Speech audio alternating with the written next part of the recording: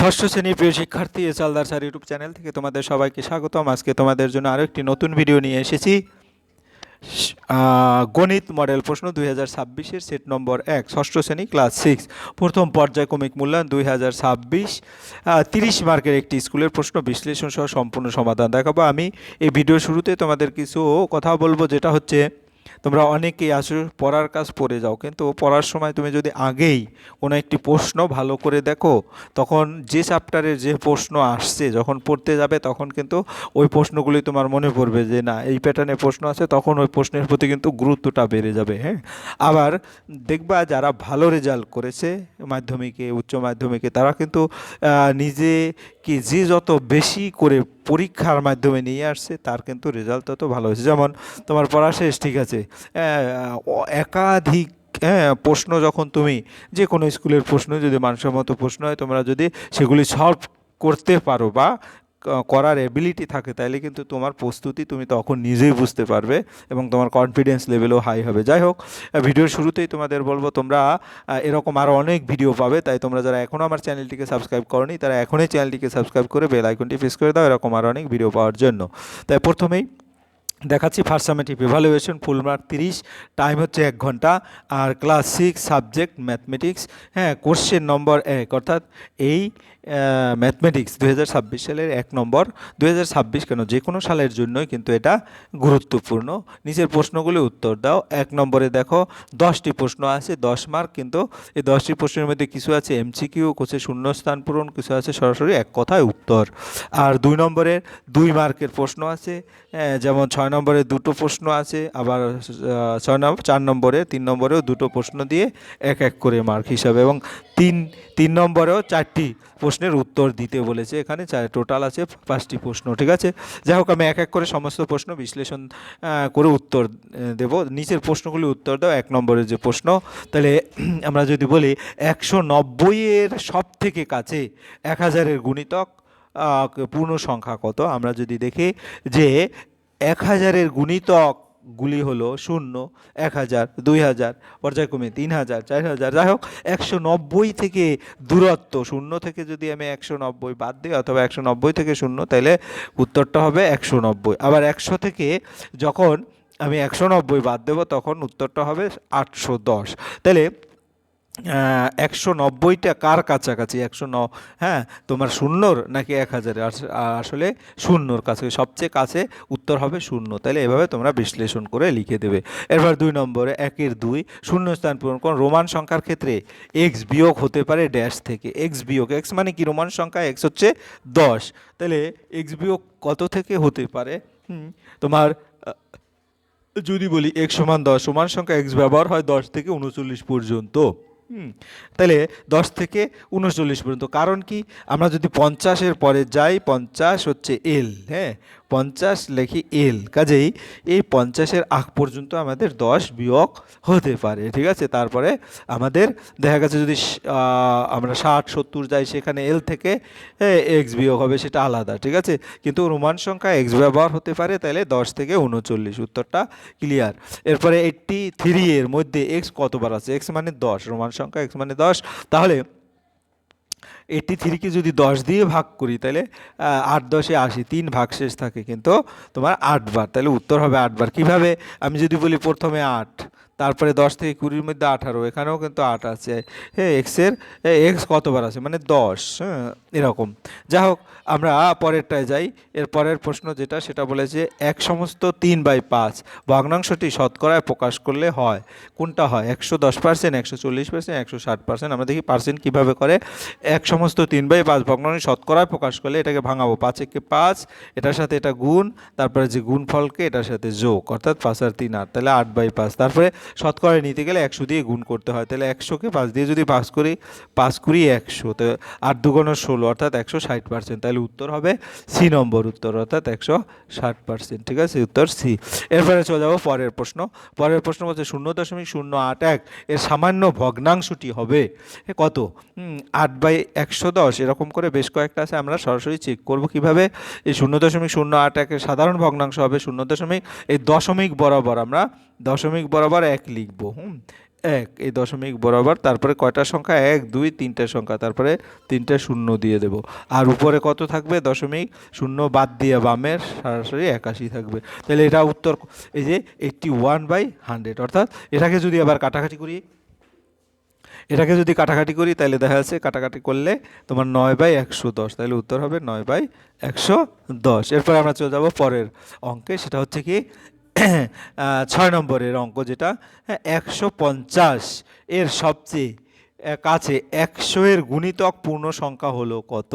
তাহলে 150 এর সবচেয়ে কাছে যদি বলি 100 এর গুণিতক আমরা জানি 100, 200, হ্যাঁ, এরকম করে 300, 400, যাই হোক। তাহলে 150-এর দূরত্ব, 150 থেকে হয় 50, 200 থেকে 150-এর দূরত্ব কিন্তু 50, দুটোই সমান দূরে, তাই নির্দিষ্ট নয়। উত্তর হবে ডি নম্বর, অর্থাৎ নির্দিষ্ট নয়। এরপরে আমরা চলে যাব 7 নম্বর, 1-7, 0.2 গুণ 0.06 গুণ 0.03। আমরা যদি গুণটা দেখি, এই শুধু সংখ্যাগুলি আগে গুণ করে দিই, 6 2 12, 3 12 36, তারপরে দশমিক কয়টা হলো 36 আমরা লিখে দেবো প্রথমে, নিয়মটা ভালো করে বুঝে নাও, 36। এরপরে আমরা ডিজিট দেখব দশমিকের ডানে, 1 2 3 4 5টা ডিজিট, কিন্তু এখানে আমার 2টা ডিজিট আছে, তাহলে বাকি 5টা ডিজিট বানাতে গেলে শূন্য দিয়ে ডিজিট বানাতে হবে, তারপরে এখানে দশমিক দেবো, অর্থাৎ 0.0036, এটা হবে উত্তর। এরপর 7 নম্বর গেল। 8 number, 1-8, P cross M plus N সমান P cross M plus P cross N. এই সম্পর্কটি হলো, এই সম্পর্কটি কি এর সম্পর্ক, এটা জাস্ট সরাসরি বিভাজনের নিয়ম। তাহলে আমার সি নম্বর উত্তর হবে, এটা বিভাজনের নিয়ম বা বিচ্ছেদের নিয়ম। তাহলে এরপরে চলে যাব পরের প্রশ্ন, 9 নম্বর, 3টি বাহুর দৈর্ঘ্য A centimetre, B centimetre, C centimetre, যেমন A greater than B greater than C, কোন শর্তে ত্রিভুজ তৈরি করা সম্ভব। সম্ভব হচ্ছে ত্রিভুজের শর্ত যদি থাকে, এ এর মানটা যদি বি প্লাস সি যোগ করলে যেটা হয় সেটা বড় হয়, অর্থাৎ এ থেকে বি প্লাস সি বড় হতে হবে। এখানে এ সবচেয়ে বড়, যা সম্ভব নয়। উত্তর হবে সম্ভব নয়। ঠিক আছে, এরপরে আমরা চলে যাব পরের প্রশ্ন, বৃহত্তম বৃত্তের বৃহত্তম জ্যায়ের দৈর্ঘ্য 10 সেন্টিমিটার হলে ব্যাসার্ধ কত। আমরা জানি একটা বৃত্ত যদি আঁকি, এখানে দেখাচ্ছি তোমাদের, তাহলে বৃহত্তম জ্যা মানে ব্যাস, তাহলে ব্যাসকে যখন 2 দিয়ে ভাগ করা হয় তাহলে ব্যাসার্ধ হয়ে যায়। তো বৃহত্তম জ্যা মানে ব্যাস, তো ব্যাস হচ্ছে 10, তো ব্যাসার্ধ হবে 10/2, অর্থাৎ 5 সেন্টিমিটার। উত্তর হবে 5 সেন্টিমিটার। আমরা 1 নম্বরের প্রশ্ন এক এক করে উত্তর দিয়ে দিলাম। এবার 2 নম্বরের প্রশ্ন, নিচের প্রশ্নগুলো উত্তর দাও। এখানে 4টি প্রশ্ন আছে। 200 এর সঙ্গে কোন ক্ষুদ্রতম সংখ্যা যোগ করলে 11 দিয়ে বিভাজ্য হবে। তাহলে আমরা যদি 200 দেখি, 200-কে 11 দিয়ে ভাগ করি প্রথমে, তাই 200-কে 11 দিয়ে ভাগ করলে আমরা এখানে দেখিয়ে দিই ভাগটা, হ্যাঁ, 200 ভাগ 11, ঠিক আছে। তাহলে 11-1-কে 11, তাহলে এখানে থাকে কত, 9 0 8 11 88, হ্যাঁ, 8 11 88, অর্থাৎ আমার অবশিষ্ট থাকে হলো 2। তাই ভাগশেষ 2 থাকে, ভাগফল 18 হয়। 11 দ্বারা বিভাজ্য করতে ভাগশেষকে 11 করতে হবে। তাই 11 করতে গেলে কি করতে হবে, আমার 2 যেহেতু আছে, 11 থেকে 2 বাদ দিতে হবে 9, অর্থাৎ কত যোগ করতে হবে, তাইলে 11 দ্বারা বিভাজ্য করতে হলে এর সাথে 9 যোগ করতে হবে, কারণ এক্সট্রা 2 আছে, 2 এর সাথে আর 9 যোগ করলেই সে বিভাজ্য হবে। এরপরের সংখ্যা অঙ্ক, রাম 190 টাকার চাল, 125.30 টাকার ডাল, 142.70 টাকার সবজি এনেছেন, রাম মোট কত টাকার, হ্যাঁ, খরচ করেছে। আসলে এই অঙ্কগুলি দ্বারা তোমার দশমিকের যোগ বিয়োগেরই ধারণা আসে। তাহলে তুমি আরে দেখো 190 টাকা, তুমি যদি এভাবে না করো নিচে নিচেও লিখতে পারো 190.00, তারপরে 142 হ্যাঁ 70, তাহলে 142.70 এভাবে, হ্যাঁ, নিচে নিচে যোগ করতে পারবে। তারপরে 125 আগে পরে লিখলে ব্যাপার নেই, 125.30, হ্যাঁ। তাহলে আমরা যদি এগুলি যোগ করি, এই 0 এই ঘরে 0 0 0, অর্থাৎ 0 নেমে গেল, 7 আর 3 10 0, 5 আর 2 7, 7 আর 1 8, কারণ হাতে থাকে 1, 4 আর 2 6, 9 6 15 15, হ্যাঁ, 15 5 4 1 2 3 3 আর 1 4, অর্থাৎ 458.0। রাম মোট 458 টাকা খরচ করেছেন। এরপরে 3 নম্বরের প্রশ্ন, বর্তমানে রাম ও রহিমের বয়সের সমষ্টি 2x + 3y বছর, 10 বছর, হ্যাঁ, আগে তাদের বয়সের সমষ্টি কত। তাহলে আমরা যদি বলি বর্তমানে দুজনের বয়সের সমষ্টি 2x + 3y, 10 বছর আগে প্রত্যেকের বয়স 10 বছর কম ছিল, অর্থাৎ মোট কমেছে, অর্থাৎ রামেরও কমেছে 10 বছর, আবার রহিমেরও কমেছে 10 বছর, তাহলে টোটাল 20 বছর কমেছে। তাহলে উত্তর হবে 2x + 3y - 20। ওকে, এরপরে চলে যাবো 4 নম্বরের প্রশ্ন। 4 নম্বরে এতে ছিল, এটা বিতে XC IX, হ্যাঁ, রোমান সংখ্যা হিন্দু আরবিক সংখ্যায় লেখো। তাহলে XC মানে 90, IX, হ্যাঁ, মানে এর সাথে আবার যেহেতু ডান পাশে আছে, হ্যাঁ, তাহলে IXটা যোগ হয়ে যাবে, তাই 99, অর্থাৎ উত্তর হবে 99। এরপরে আমরা চলে যাব পরের একটা অঙ্ক, সেটা হচ্ছে এমন 4 নম্বরে এমন একটি 3 অঙ্কের সংখ্যা লেখো যার শতকের অঙ্কের স্থানীয় মান প্রকৃত মানের পার্থক্য 792। হ্যাঁ, ধরি সংখ্যাটি 892। হ্যাঁ, তাহলে শতকের অঙ্ক হচ্ছে 8 এবং স্থানীয় মান হচ্ছে 8 × 100 এবং প্রকৃত মান হচ্ছে 8, তাহলে 800 বিয়োগ 8 অর্থাৎ 792 শর্ত পূরণ করেছে। এরপর আমরা চলে যাব পরের প্রশ্ন। পরের প্রশ্ন হচ্ছে এমন একটি 3 অঙ্কের সংখ্যা, এটা তো বলছি বি নম্বর, এই দাগাঙ্কিত রেখাঙ্কিত অংশটি সম্পূর্ণ অংশ কত অংশ। তাহলে 1 2 3 4 5 6, অর্থাৎ রেখাঙ্কিত অংশের সম্পূর্ণ। তাহলে এখানে যেটা আছে সেটা দাগ কাটা আছে, যেটা সেটা কালারিং অংশ। হ্যাঁ, তাই কালারিং অংশ 6টি, 8টার মধ্যে 6টি আছে কালারিং অংশ। তাই চিত্রে মোট সমান অংশের সংখ্যা হচ্ছে 8টি এবং রঙিন অংশের সংখ্যা 6টি। অতএব রঙিন অংশ হবে রঙিন অংশের সংখ্যা ডিভাইডেড মোট অংশের সংখ্যা, অর্থাৎ 6/9। ভগ্নাংশটি সরল করলে 6/8, কাটাকাটি যদি করে 2 দিয়ে 4 × 2 = 8, তারপরে 3 × 2 = 6, অর্থাৎ 3/4, তাহলে উত্তর হবে 3/4। এরপর আমরা চলে যাব তোমার 3 নম্বরের অঙ্কের প্রশ্নে। একটি ইঞ্জিনের সামনের চাকার পরিধি 14 সেন্টিমিটার, পিছনের চাকার পরিধি 35 সেন্টিমিটার। কমপক্ষে কত পথ গেলে চাকা দুটি একই সঙ্গে পূর্ণ সংখ্যক বার সম্পূর্ণ করবে। হ্যাঁ, তাহলে আমরা যদি দেখি একই সঙ্গে পূর্ণ সংখ্যক বার ঘোরার জন্য প্রয়োজন পরিধিগুলো লসাগু। তাহলে এখানে একটা আছে কত পরিধি 14 সেন্টিমিটার, আর একটা আছে পরিধি 35 সেন্টিমিটার। তো 14কে ভাঙানো যায় 2 × 7, 35কে ভাঙানো যায় 5 × 7। তাহলে এই দুটোর মধ্যে 7 কমন গেল, 7 নিলাম, তারপরে 2 × 5, 5 × 10, 7 × 10 = 70, অর্থাৎ 70 ডেসিমিটার। হ্যাঁ, 70 ডেসিমিটার। এরপরে আমরা চলে যাব পরের প্রশ্ন। পরের প্রশ্ন কি বলেছে? পরের প্রশ্ন বলেছে একটি 360 বিঘা জমি 20 দিনে চাষ করতে মোট 4টি ট্রাক্টর লাগে।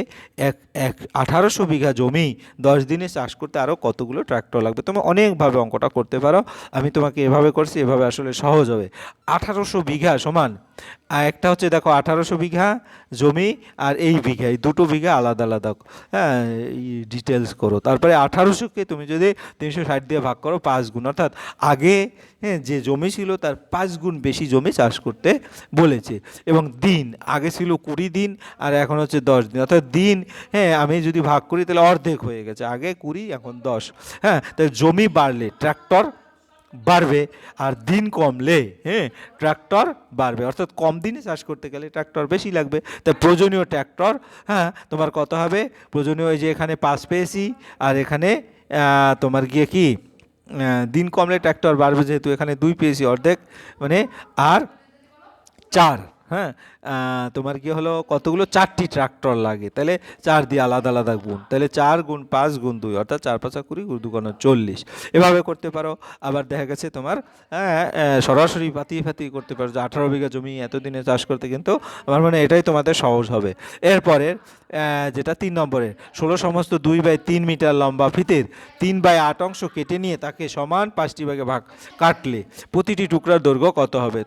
তাহলে 16 সমস্ত 2/3 মানে 3 × 16 = 48 আর 2 = 50 মিটার, কাটা হয়েছে 5/8, তাহলে এটা থেকে বাদ দেব, তাহলে 3/8 হবে, বাকি দৈর্ঘ্য হবে 50/3 × 3/8, অর্থাৎ 50/8।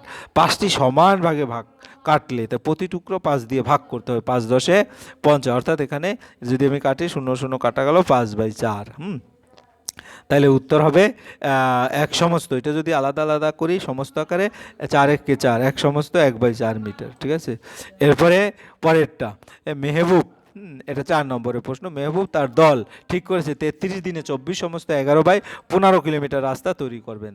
হ্যাঁ, তারপরে তারা প্রতিদিন 11/15 কিলোমিটার করে 25 দিনের রাস্তা তৈরি করেন। এবার ঠিক সময়ে বাকি কাজ করতে হলে তাদেরকে বাকি দিনের প্রতিদিন কতটুকু রাস্তা তৈরি করতে হবে। তো মোট রাস্তা হচ্ছে 24 সমস্ত 11/15, তো 24কে 15 দিয়ে গুণ করব, তারপরে 11 যোগ করলে কত হয় 371 কিলোমিটার বাই 15, 371/15। 25 দিনের কাজ, 25 দিনে করা কাজ হচ্ছে 25 গুণ 11/15।